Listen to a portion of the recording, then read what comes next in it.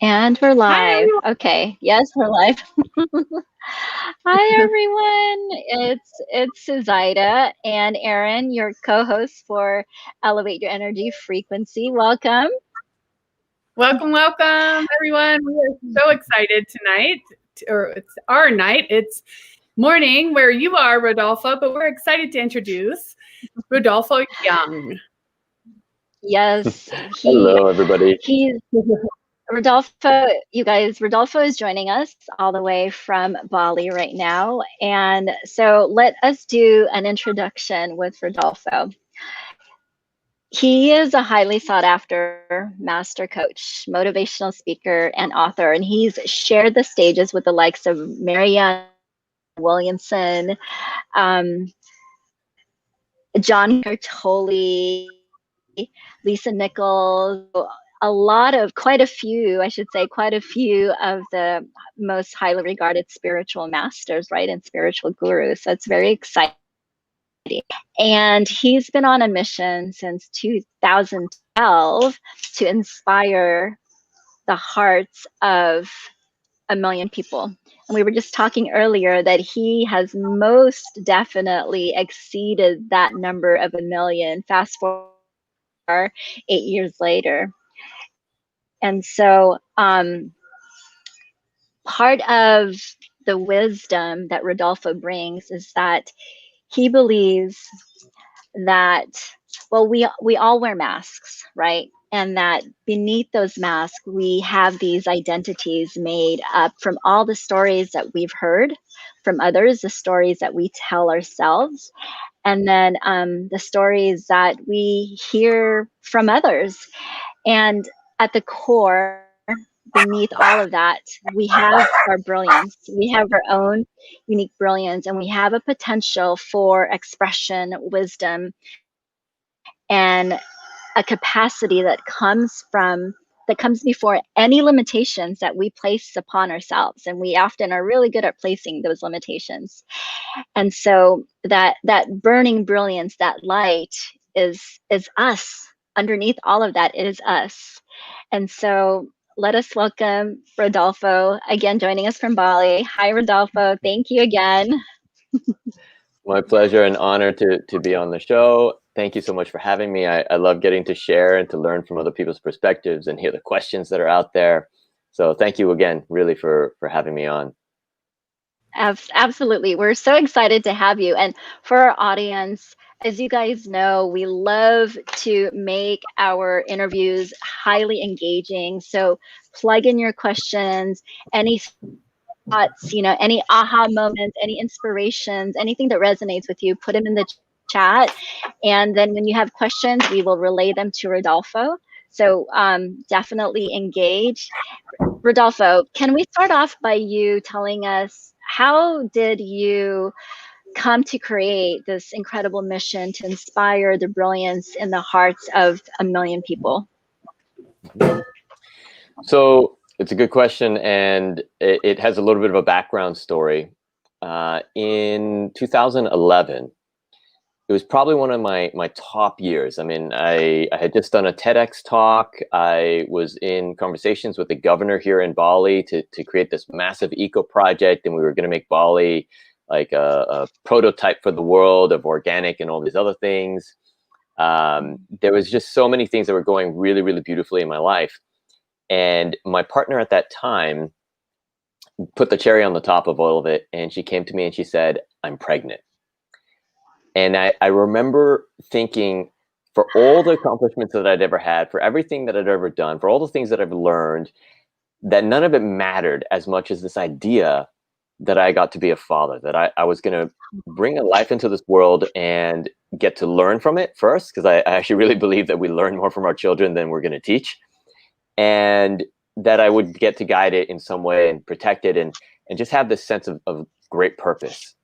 And so I put so much energy into that. And what I discovered and what I've realized since is that we live in a world of duality. We live in a physical reality that has everything that goes up must come down.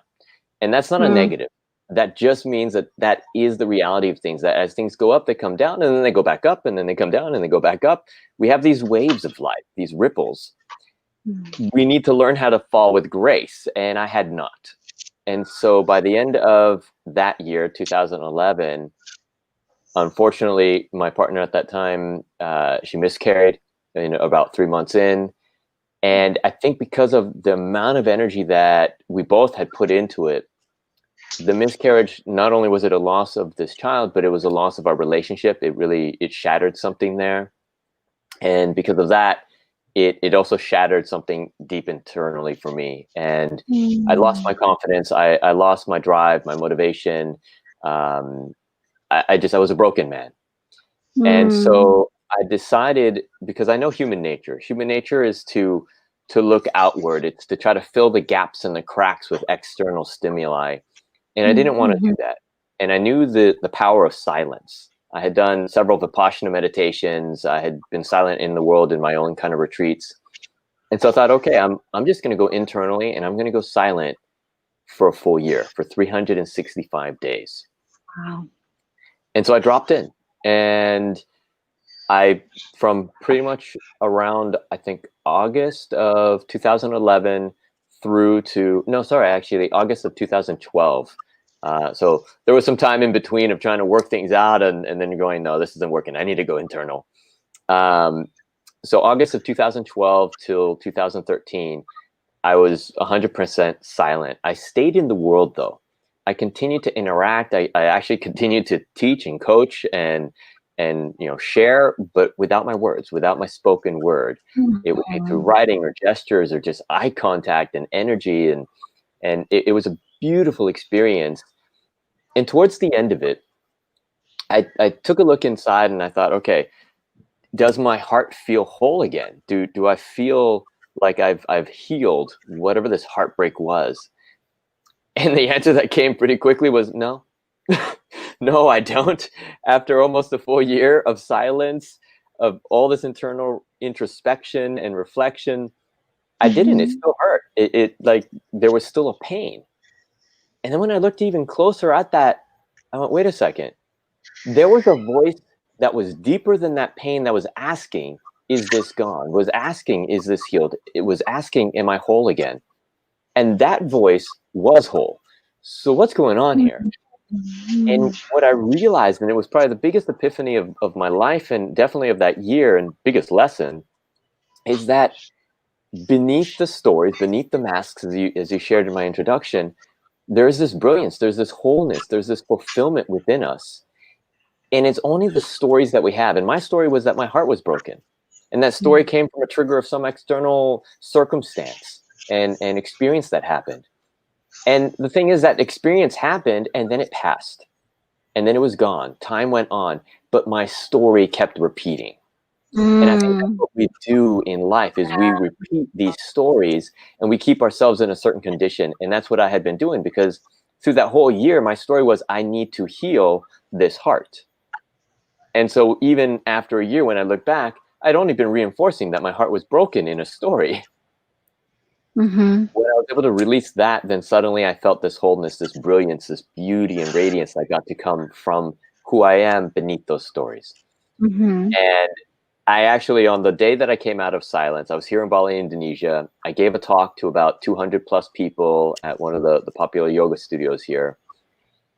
And as I was sharing, somebody asked the question and said, so what are you going to do next? And I remember thinking, I just did a year in silence. That's not enough. Like, come on, people.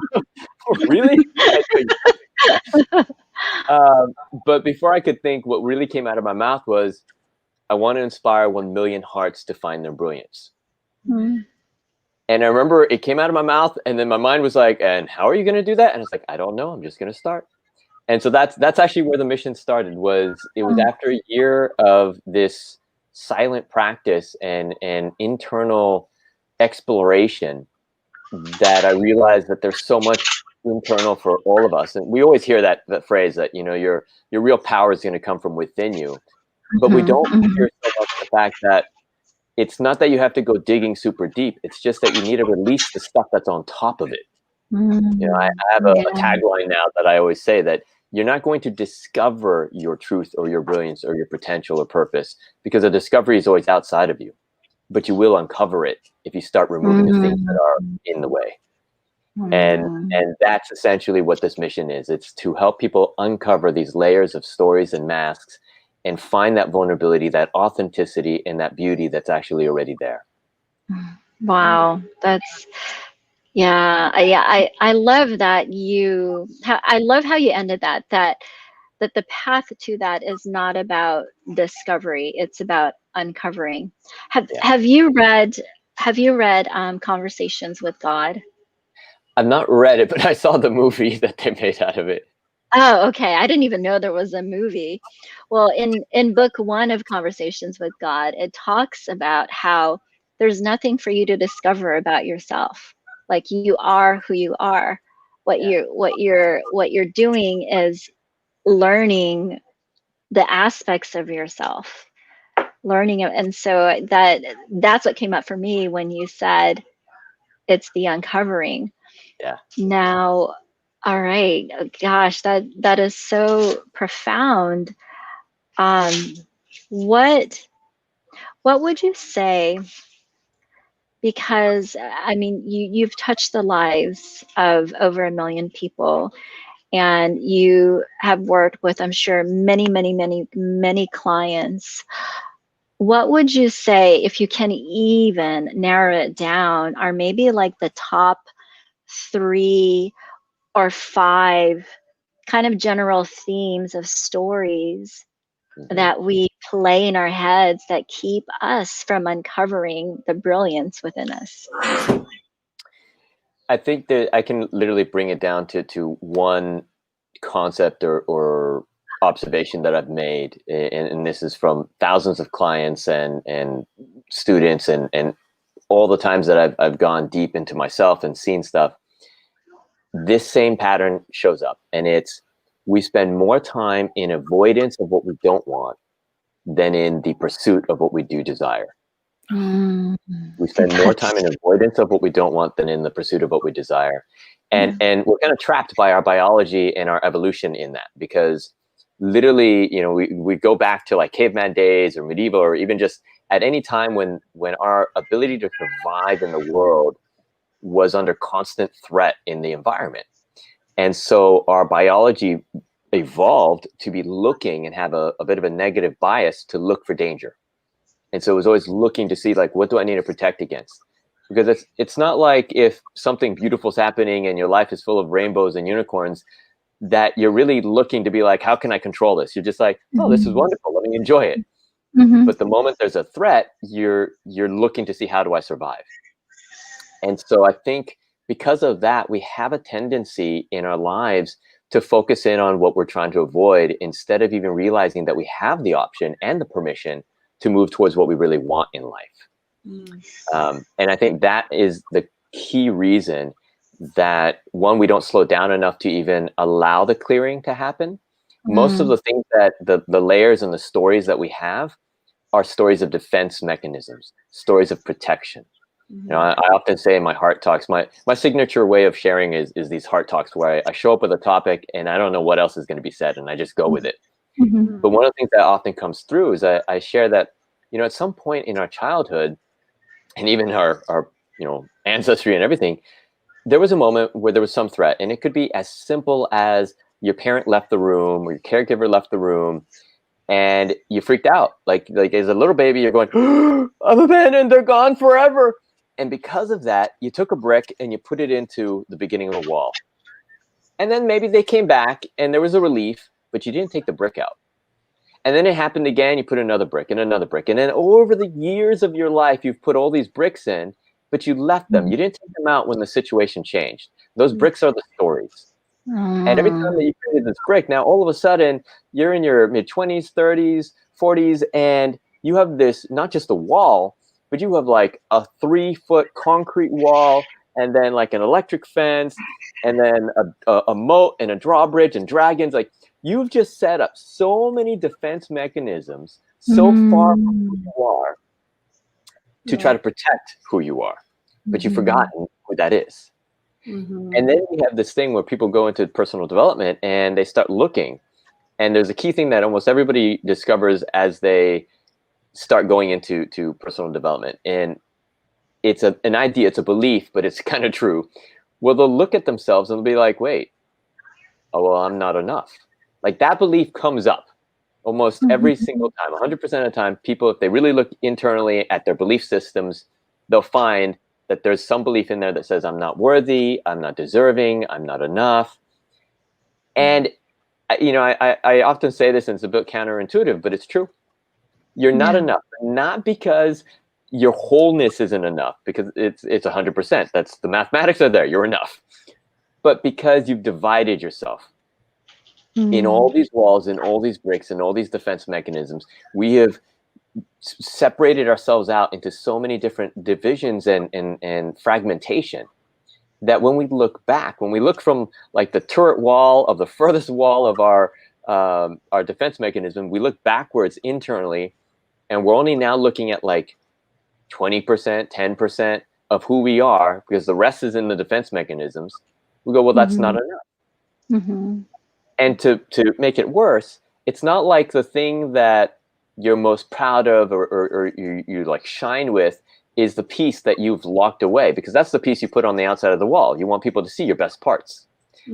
But your worst stuff, the things you judge about yourself, the things that you feel the worst shame and other things about yourself, and it may be completely unwarranted, but the fact is your beliefs are there.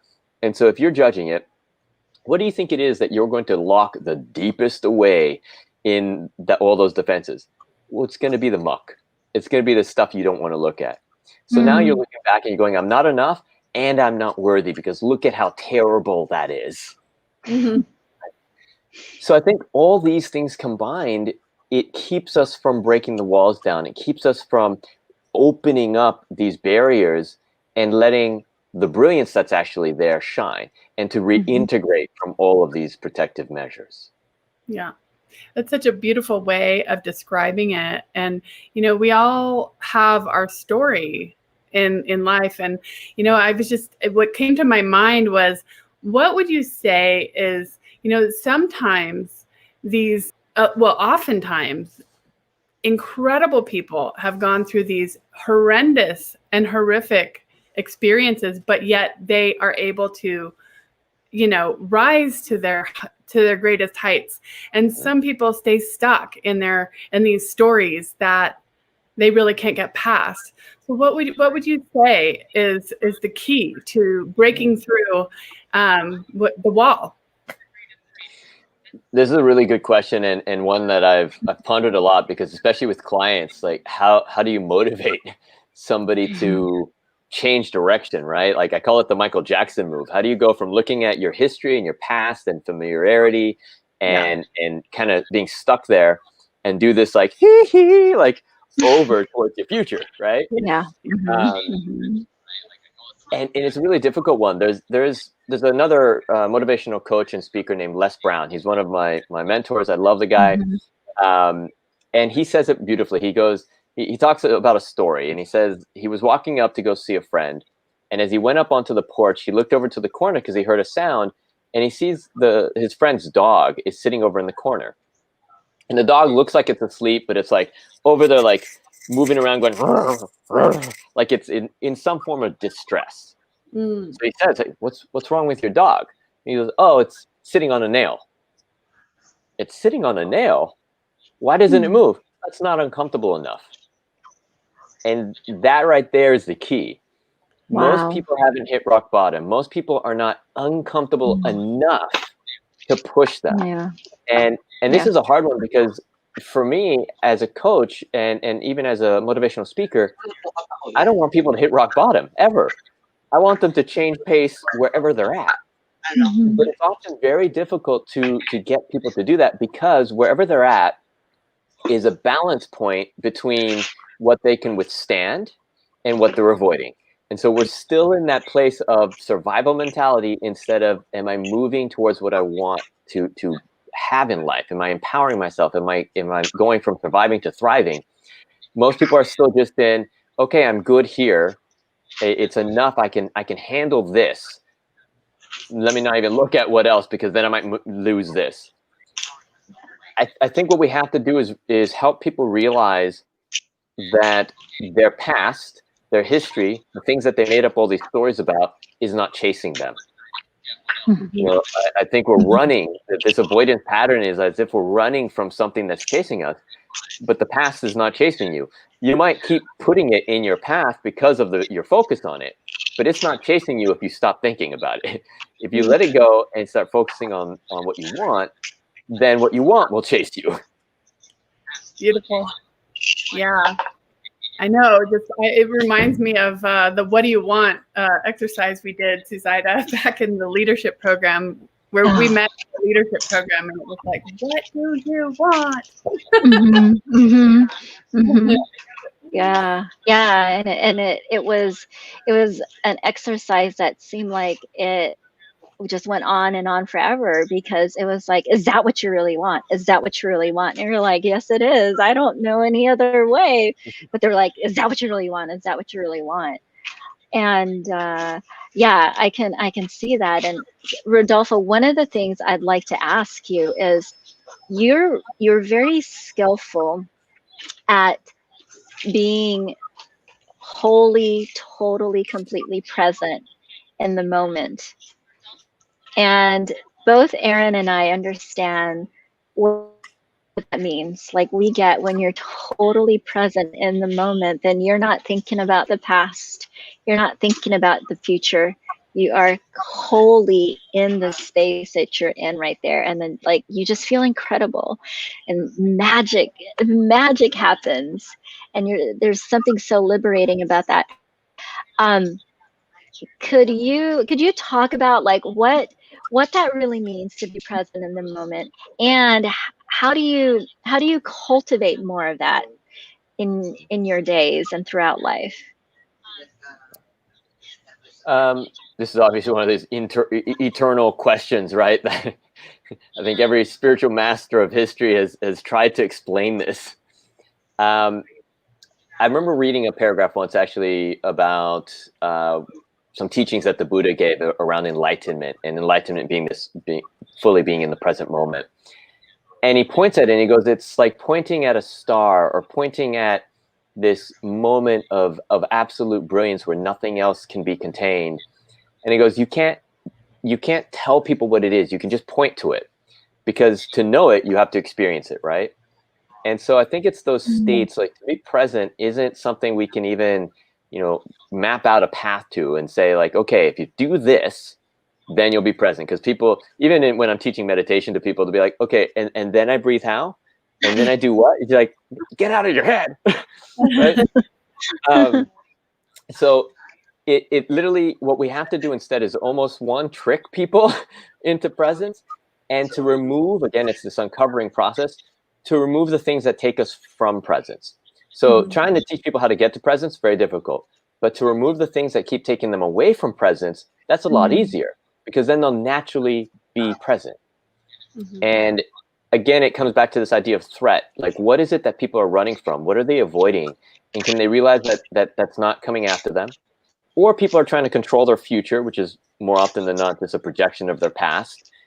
And so there's a philosophy that I go by, and it's that the seeds that you plant are the fruit that you'll bear. The seeds that you plant are the fruit that you bear. And that sounds like obvious, but most of the time, the seeds that we're planting are like, oh, I'm afraid that I won't succeed. Oh, this isn't working. Oh, life never works for me. But we're waiting for the fruits of success. Not going to work. Right. And so we need to know what seeds. And so clarity is one of the biggest things. Can we become absolutely clear about what seeds we're planting, and then know, and this is where the safety and we can stop running from whatever we're avoiding comes from, know that the seed we plant now, presently, in this moment, is guaranteed to bear fruit of that same seed. So if we plant an apple seed, we're guaranteed an apple. If we plant a seed that I'm amazing, I'm abundant, I'm this and that, even if you don't really believe it in that moment, but you're planting that seed and you're consistent about it, the consistency becomes the nurturing of the seed, right? We're watering it, we're making sure it's in good soil. then we know that when it bears fruit, it will be fruit of abundance, fruit of success, fruit of happiness. So we have to be watching in the present moment what it is that's going on. Most people are so busy trying to fix their past. Impossible. It's already past. Or control their future. You're not there yet. And because they're doing that, they're planting the wrong seeds in the present moment. So the trick that I teach my clients and that I always talk about is know the seed that you're planting now. And the same way that you would, do all the preparation for a cake and then you put it in the oven and you don't go checking it all the time. You don't go wondering, is it really going to, rise? Is it really going to work? Because if you keep opening the oven door, it doesn't rise. It doesn't work. Because what you're doing is now you're planting all these weeds of doubt. Yeah. So instead, plant the seed and then know that it will bear the fruit you want. And then you can let it go. Beautiful. That's another way to make your intentions known, right? Exactly. Yeah. Exactly. Now, in one of your TED Talks that you did in Bali, in Ubud, Rodolfo, that I was watching, you presence that for you, connection is everything. We actually, in our community, from one of our mentors, mine and Erin, she's kind of instilled in us that connection is your number one currency. Connection is your number one currency. So can you speak more about why for you connection is everything? Yeah.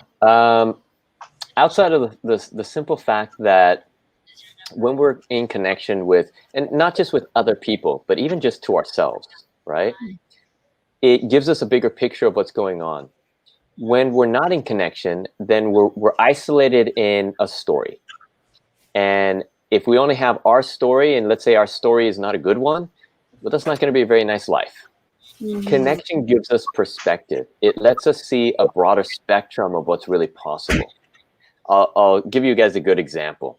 So my fiance, before we were engaged, we were in Germany and we were at a Vipassana meditation. For those of you out there who don't know what Vipassana is, it's these really intense, extreme meditation retreats and courses. Normally the style is 10 days. You go in, you meditate 11 hours a day. You're silent the whole time. You're not allowed to make eye contact. You're eating a very specific diet. It's really intense and really powerful. And at the centers where they do this, they separate the men and the women. And so we had gone to one in Germany, and I was on one side of the compound and she was on another. And about halfway through the course, these 10 days, I had reached this clarity within myself that said, wow, I want to marry this woman. I'm going to propose to her at the end of this retreat. And so here's a perfect example that we're in isolation because we're literally not allowed to be interacting with other people. So the connection's gone. The story that I gave myself was, wow, my future is bright and beautiful. And so I had a wonderful rest of my course. Like it was just brainstorming how I was going to ask her to marry me. On the other side, my fiance had gotten it in her head, he's going to leave me. He's definitely leaving me. He's going to realize that I'm not good enough for him or whatever reasons and stories that she was coming up with, and he's going to leave. And so she suffered for the rest of the course.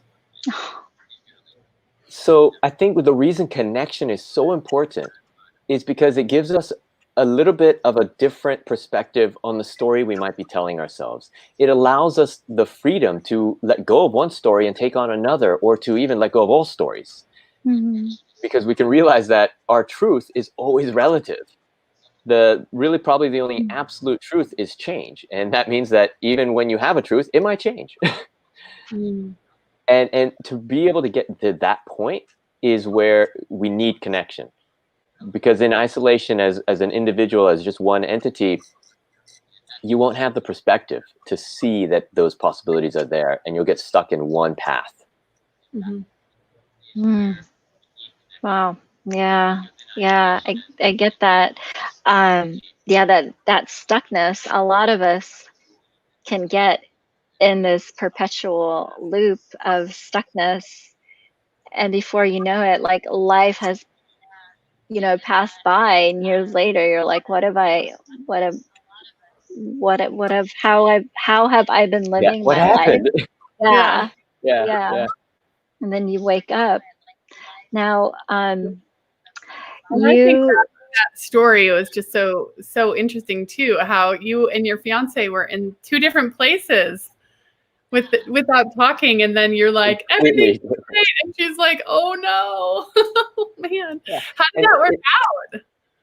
well, we're engaged now. Yeah, well, obviously, so It worked out. I think when I went down to go see her, when we could finally meet up, she was just in tears and really, really scared. yeah, But it's just a great example of the power that the stories that we tell ourselves can hold. right. yeah, And the fact is, whatever story we tell ourselves is what our mind will seek to validate. Yeah. yeah, And because we're seeking to validate it, we'll take actions towards that validation. And because we're taking actions toward that validation, we end up making it real.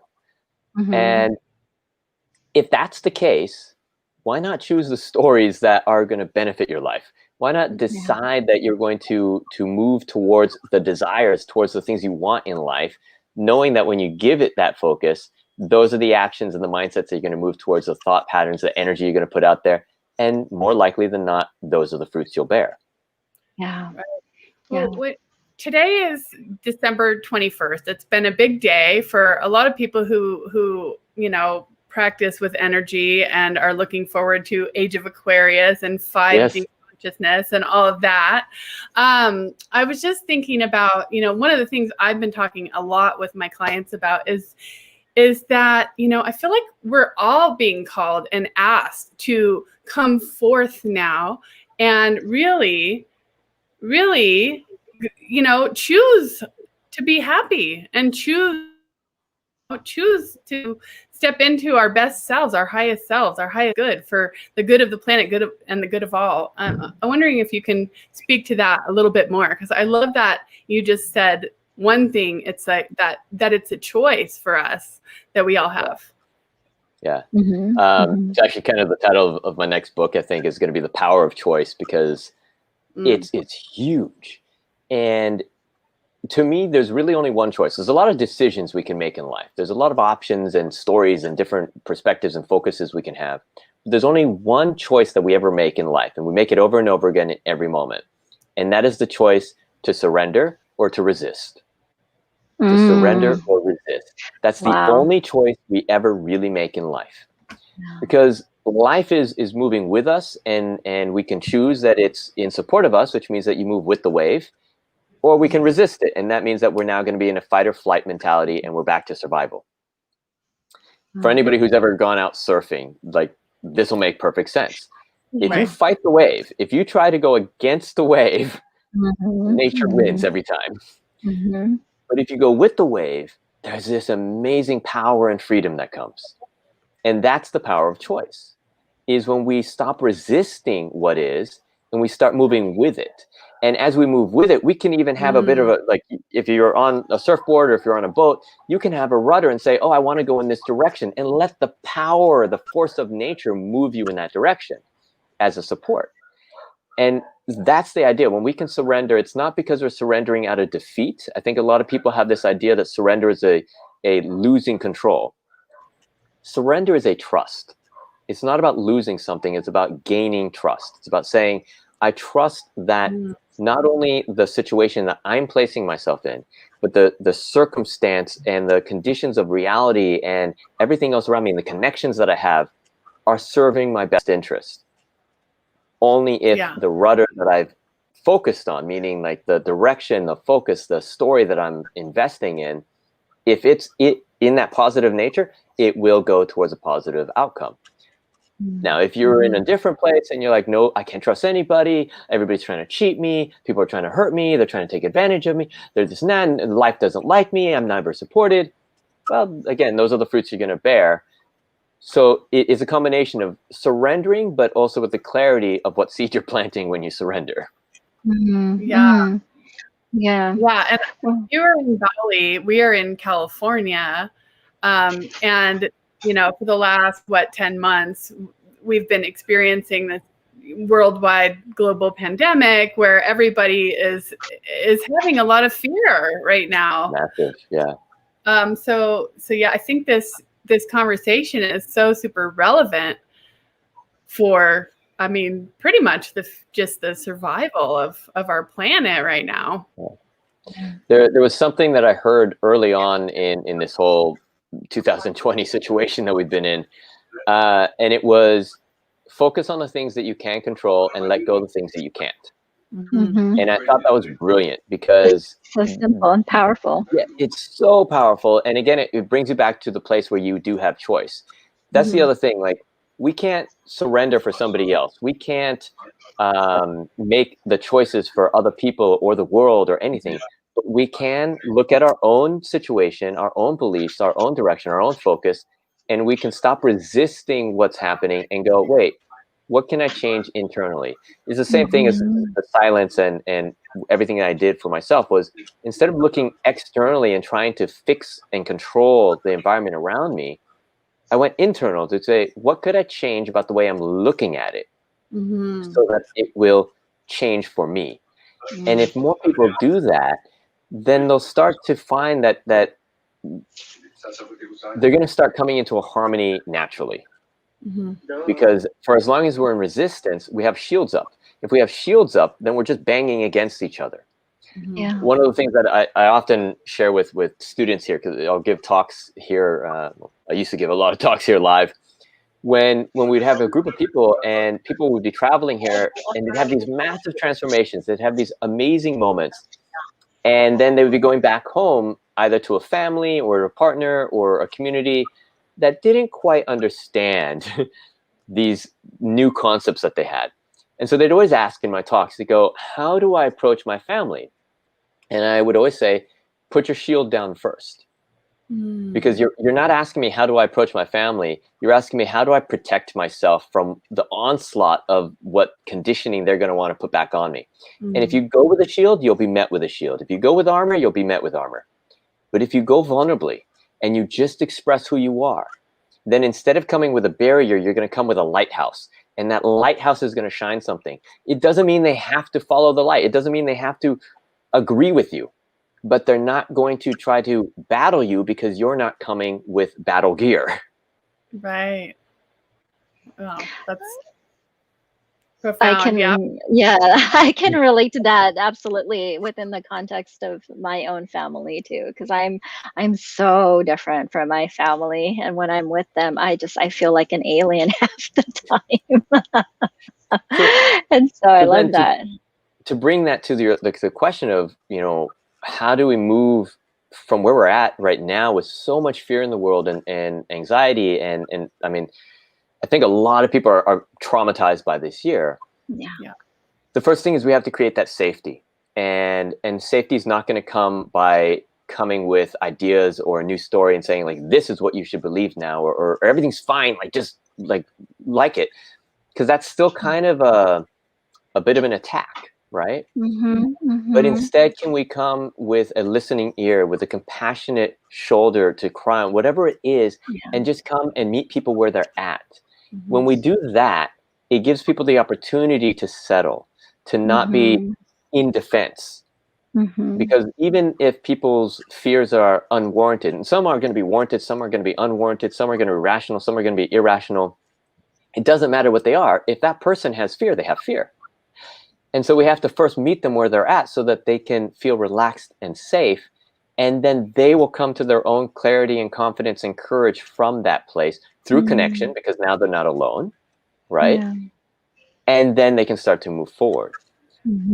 It's a difficult approach because as the messengers of this new world, or as people who are trying to bring that empowerment to others, we're like, no, we just want you to feel great now. Like, we want you to understand what's out there. And so we get to be patient, right? We get to realize that even when we look at like the history of evolution of things happen over eons. They don't happen overnight. There is a tipping point at some point, but even that tipping point, even now as we move into this age of Aquarius, it's not like from today to tomorrow things are different. No, there's like a whole nother, I think it's a 25,000 year cycle, right?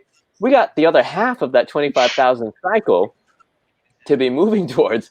So it's not an overnight process. We have to understand this idea of cultivation. and know that, okay, first we start with clearing and safety and allowing for a foundation. From that foundation, we can cultivate. From that cultivation, we start to build, and we start to understand. And it's this process, right? Mm-hmm. Yeah, I feel like you should add to your book, Rodolfo, with the power of choice, the power of patience, and surrender, because there is a lot of patience that goes with us. I mean, you're right. I think it's, you know, for me, I've realized the more that I've woken up, the more that I have evolved.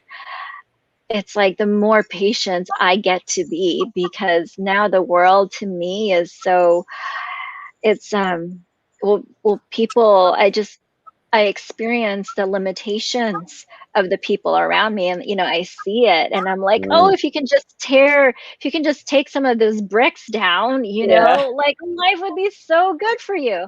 But it's like, it doesn't work that way. I went through my process, you went through your process, Erin went through her process. Yeah. When this was actually way before my silence or my time here in Bali, but when I was back in San Diego, there was a moment where I had one of these massive epiphany moments, and like a sense of being one with all. And when it happened, I remember running around afterwards being like, I've seen the truth. I need to tell you, like, it's the truth.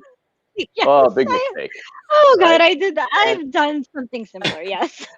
And I think, and anybody who's gone to a retreat and had a big transformational process, or if they've gone to like whether they're landmark forums or things similar to that, where you have these intense confrontational breakthroughs, and then you come out, you're like, I gotta tell everybody, like, I get it now. Well, here's what I did. Like, I started going around, and I realized that the world and society is what I call an umbrella society. And what that means is, you know, when it rains, what do most people do? They put up an umbrella. They don't want to get wet. But all the rain does is it washes the facade away. It clears away what isn't really you, and it shows the real. But most people have their umbrellas up because they have gotten familiar, settled, feel safe with the reality that they've created as a bubble around them. So when we go racing around trying to take people's umbrellas, we're taking their entire identity, their entire reality, their existence. That's very scary for most people. So coming back to this idea of connection and patience and compassion, instead of trying to take people's umbrellas to say, like, look, there's so much more outside this umbrella, we step underneath. And the word that I use for this, and it's probably one of the key words I use in all my teaching, curiosity. Yeah. Can we approach another without our own umbrella? Because our own umbrella is our own identity, our own truths, our own beliefs. Can we put our umbrella down, and then with curiosity step underneath somebody else's umbrella, and just look from their perspective? Just be like, wow, this is so interesting how you've set up your world. You know, I would have put the pictures over there, and I would have put the bedroom over there, and you know, we all rearrange our home in a different way. But can we be curious without needing to change the other? And if we come in without that sense of change, then there's absolutely no threat. And when there's no threat, there's safety. When there's safety, somebody can finally start to let down the defense mechanisms that they have. Yeah. And so I think, especially right now in the world, we need to look at everything that's happening. We need to look at whether it's just our neighbor or our leadership or any threats that are there, all these things. And one, have patience, two, have curiosity. And that means really find your own truth about it, and have the compassion around it to look and say, okay, that's your truth right now. I'm not going to try to take it away from you. Even if I think it's hurting you, I won't try to take it from you, but I want to understand, why is it your truth right now? How is it benefiting you? Yeah, those bricks sometimes serve purposes for us. Exactly. Yeah. Yeah. So it is so good to like figure out, what is this? What's the purpose it's serving? Why are we keeping that around when it's not really serving us? So how do you help your clients figure that out? Well, that's where the first thing is to really help people understand that it's going to take time. We live in a very short attention span, instant gratification kind of world. And that becomes a bit of an issue because people want to plant their seeds and then harvest the next day. And it's like, no, there's a season that has to happen. Yeah. And then you cultivate your harvest before you can actually harvest it.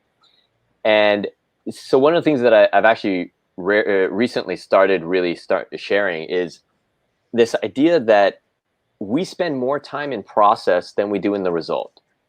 In general, in life, no matter how much you focus on the result, you're going to spend more time in the process, the journey, the path to that result than the actual result. Because most of the time we get to result and then we're ready in the next process. So why not start to focus on the process? Why not take the focus away from wanting to get to that result, that gratification, that satisfaction so fast, and instead find that same fulfillment in the process because you're spending more time in it. It's kind of like, imagine if your commute to work, or here's a better example, a roller coaster, right?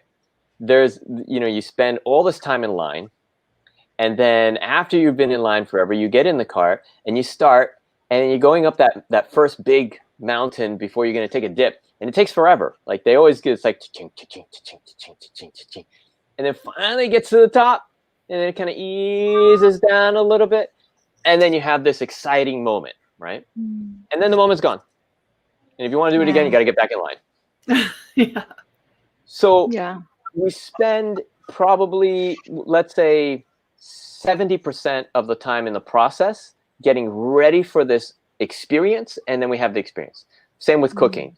If you make your own food, you're going to spend 70% of the time in the kitchen preparing, creating, mixing, cooking, and then 30% in the eating process.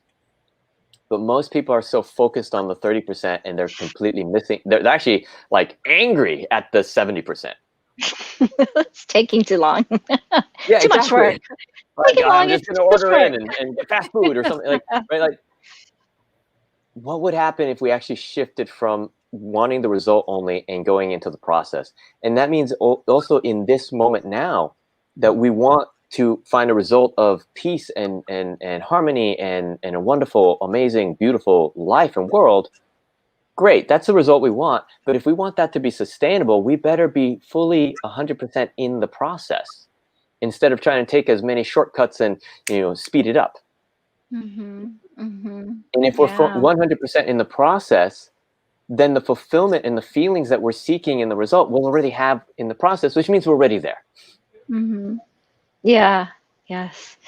Well, and then you're present. You're present to the experience. You're present to the process. Yeah. You're not trying to leap into, well, you're letting go of the attachment too, right? You're letting go of that attachment. Yeah. I've used this analogy here a lot because we have a lot of yogis here in Bali, and I'll say, so often we're at the footsteps of a mountain, like a Himalayan like summit, and we want to be able to get to the very top in one step.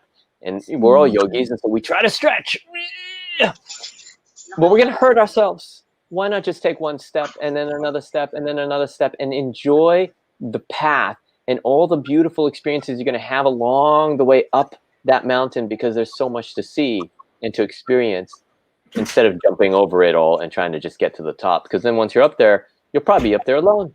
It's lonely then.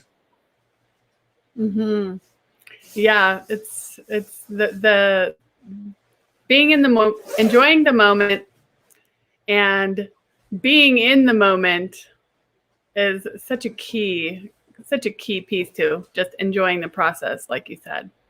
Yeah. Love that. Yeah. There was a paragraph I read out of, or I think it was maybe a whole chapter in, what book was it? The Way of the Peaceful Warrior, Dan Millman, I think. And he talks about how his mentor in the book, a guy named Socrates, I think, he tells him he's got this amazing gift for him and he's going to show him the next day. So he gets very excited. He's, oh, there's going to be this gift. Like I've learned so much, and he's giving me another piece of wisdom and all this stuff. And so the next day he meets him and he says, okay, we're going to go up to the top of the mountain. And so he asks, is that where it is? He's like, yeah, sure. That's where it is. So they start going up, and he's so excited. He's just like, his energy, everything is just in this beautiful state of fulfillment and wholeness and excitement and inspiration. And the whole time they're going up, he's being creative. He's thinking about what it could be, and he's feeling all the good feelings. And they get up there, and he's like, "So what is it? What are we up here for?" Socrates kind of looks around a little, and he sees a stone on the ground. He's like, "We're here for that. That's why we came up." And he looks at it, and he's like, "For that stone? That's it? That's like, we just climbed this whole mountain. I took all this time to get up here to look at that?" He goes, "Yeah, what's the problem?" He goes, "I thought it was going to be some big, huge thing, all this stuff." And he goes, "Yeah, well, that's your expectations. But you were so happy before. What changed? Why do you look back now at that whole process where you were excited, inspired, so happy? Because the result wasn't what you expected, that now you look at it as if it wasn't good. You got everything you wanted already on the way here." And that's the secret right there. Yeah. Oh, that's profound. It's incredibly profound. That helps, at least for me. Not sure what's coming up for the audience, but I know for me, it's helping me to really ground and embrace the journey that I have been on and what I am aspiring to create in my life, the vision, why I'm here with Aaron, I'm here with you. So thank you for that. Well, we are going to start wrapping here. Aaron, is there anything else that you'd like to ask Rodolfo? Well, Rodolfo, it would be great if you could just tell us how we can find you online if somebody wanted to get in touch with you or work with you. And also, you could tell us about your free gift. Yeah. So you can find me either through my main website, which is rodolfoyoung.com, or Instagram is where I'm focused at the moment. So Rodolfo_Young. And the best place really to go, and I think we'll be sharing a link later on this, and this is where you can get some freebies and some really cool stuff. I recently set up a platform called the BrillianceEDU.com. And it's essentially a personal development platform. I call it the personal development platform for life, because it's not just a place to go and get courses or to kind of get a one-off experience, but I want people to start seeing personal development and life in general as a process, as a cultivation that you get to continue doing, and you get to do that with the support of others and wonderful resources. And that's what the Brilliance EDU is. It's a curated source of great resources, great courses, reviews on books and summaries. It's ever growing. Right now, when you do use that link, there is a deal that you can get what I call the Brilliance Bundle. And that's a one-time, lifetime payment. And you'll forever have access to the stuff that's going to continue to be put on there. And so that's something that I think will give great value. Like, my point is not to try to make a business out of this. It's how can I get people past the speed bump of starting into a life of being conscious and purposeful in what you're doing. And that, I think, is what starts to help bring down those barriers. It introduces you to other people on the same path and journey, and it lets you start to live in your full brilliance. Beautiful. Absolutely. Absolutely. I mean, there is a saying, you are what you consume. So you are the content you consume. Yes. So if Rodolfo's content is about cultivating that brilliance in our hearts and that brilliance in you, there you go. The brilliance content. Perfect. Yeah. Well, thank you so much, Rodolfo. It's been such a pleasure talking with you today, and thank you for sharing your stories and your wisdom with us. Yes, it was all very, very, very eye-opening, very grounding, very inspiring, very connecting, Good. and very real. To me, it was so relatable. So thank you. Yeah. My pleasure. Thank you again. It was an honor to be on and to get to share. And I hope for those that are watching now or will watch the replays later, that this really reaches you and gets you at least one gem of insight. Now, I always say that if you can at least give yourself permission for the possibility of something different, then you're already on your way to a greater life. I love that. And 100% is possible 100% of the time. I love that. The possibilities are endless. Yes, yes. That was so true. Thank you. Well, thank you. Yeah, thank you, Rodolfo. And thank you, everyone, for joining us. We hope you enjoyed this live episode, and we hope you enjoy the replay for those who watched the replay. And we'll see you next time. Bye. Bye, everyone. Thanks for tuning in.